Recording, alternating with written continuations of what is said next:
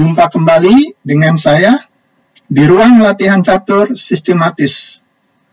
Kali ini saya akan tampilkan partai klasik antara Mikhail Botvinnik, mantan juara dunia dari Rusia, melawan Jan Hendoner, salah satu pemain terkuat Belanda pada saat itu. Sebelum saya memulai, saya akan say hello dulu dengan beberapa rekan saya, seperti Bapak Ricky Juanda dari Bandung, yang juga teman sekolah saya, Bung Ricky Tobing dari Jakarta, Bung Asmar Pasaribu, Bung Lula Kurniawan, dan yang lainnya yang belum sempat saya sebutkan nama-namanya. Kembali ke catur.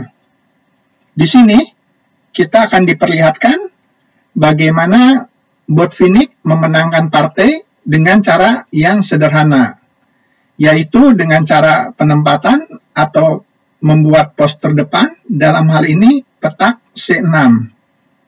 Untuk lengkapnya, kita langsung saja menuju partai.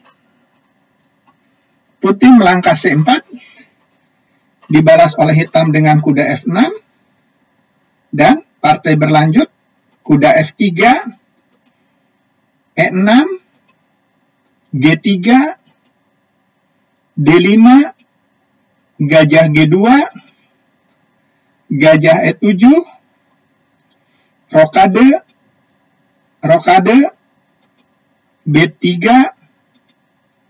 B6, gajah B2, gajah B7, C makan D5, kuda makan D5, D4, C5. Saya mundur satu langkah. Pilihan hitam lainnya dalam posisi ini adalah kuda D7 dan putih dapat membalas dengan A3 dan dapat berlanjut C5, kuda B ke D2, benteng C8, benteng E1, C makan D4, kuda makan D4, kuda C3, seperti pada partai Grandmaster Hikaru Nakamura, Elo rating 2746, melawan Grandmaster Ian Nepomniachtchi, Elo rating 2763. Dan partai berakhir draw pada langkah ke-21. Kembali kepada posisi partai utama. Setelah hitam melakukan dorongan C5, putih menjawab D makan C5, gajah makan C5, kuda B ke D2, kuda D7. Di sini kita dapat melihat bahwa kedua pemain telah melakukan perkembangan buah-buahnya. Putih melanjutkan dengan A3, kuda D5 ke F6, B4 mengancam gajah, gajah E7. Kita dapat perhatikan di sini bahwa petak C6 dapat dijadikan penempatan atau pos terdepan buat putih. Partai berlanjut, kuda D4 mencoba menekan petak C6, gajah makan G2,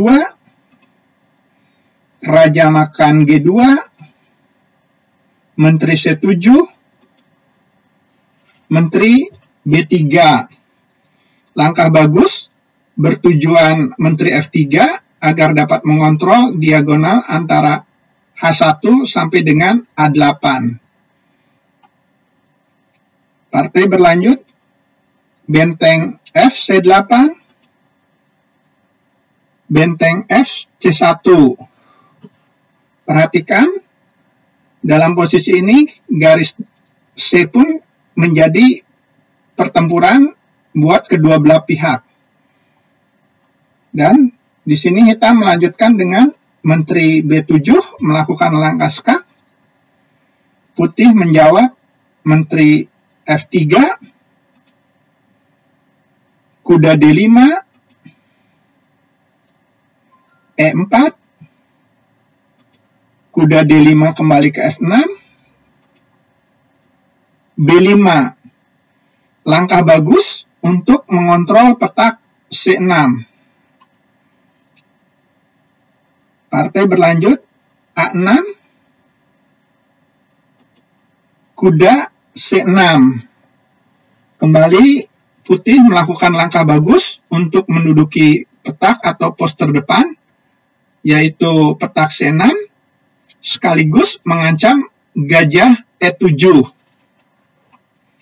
Partai berlanjut gajah F8, A4,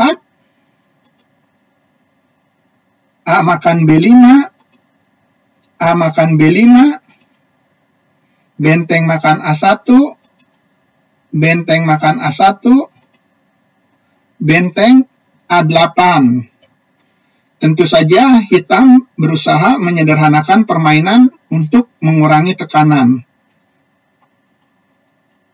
Benteng D1, ya jelas tentu saja putih menghindari penukaran dikarenakan nilai secara materi masih dalam keadaan berimbang. Hitam melanjutkan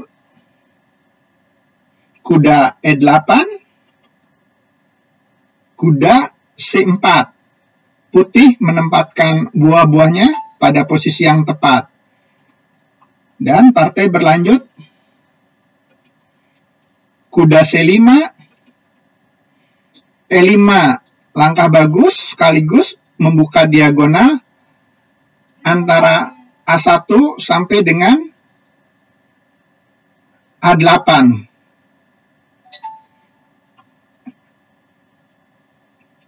Partai berlanjut benteng C8, benteng A1.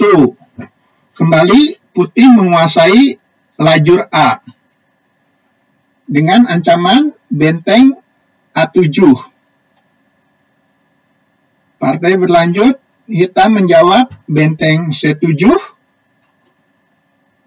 benteng A7, dan di sini hitam mengambil keputusan untuk mengambil benteng di A7 dengan langkah menteri makan A7. Saya mundur satu langkah.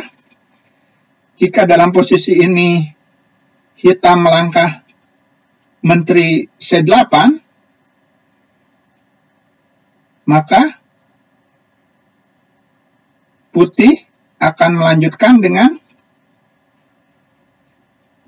benteng A8, langkah bagus. Dan di sini hitam mempunyai beberapa pilihan.